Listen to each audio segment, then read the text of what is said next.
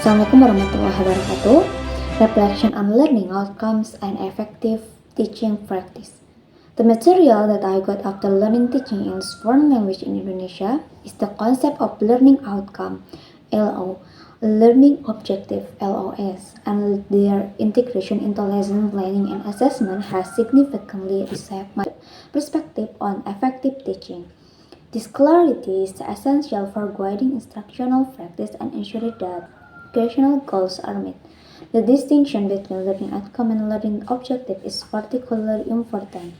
While learning outcome focuses on what students should ultimately achieve, learning objectives break these goals into manageable steps that facilitate instructional learning process. The systematic approach helps educators design lessons that progressively build on student knowledge and skill, making learning more accessible and coherent. I am particularly struck by the principle underlying the development of the learning objective flow (ATF), emphasizing a student-centered approach that is both continuous and flexible speak to the need for teaching practice that adapt to the diverse needs of learners.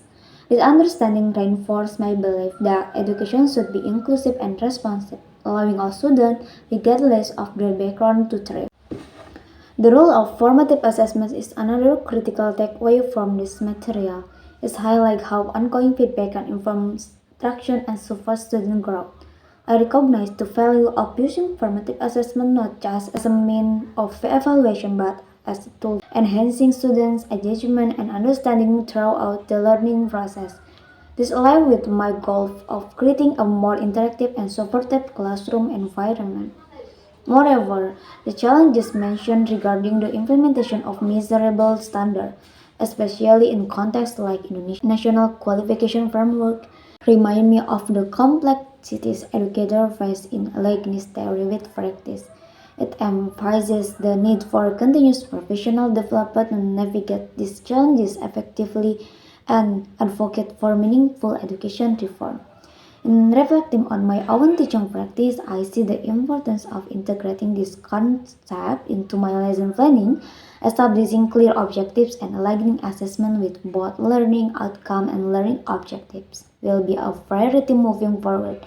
This alignment will not only enhance my lesson effectiveness but also provide students with a clear understanding of their learning journey. This material has reinforced my commitment to fostering a holistic and structured approach to education by focusing on the integration of learning outcome, learning objectives, and effective assessment strategies. I am to create a learning environment that supports all students in achieving their full potential. This reflective process will guide my future teaching, practice, and inspires continuous improvement in my educational approach. Thank you.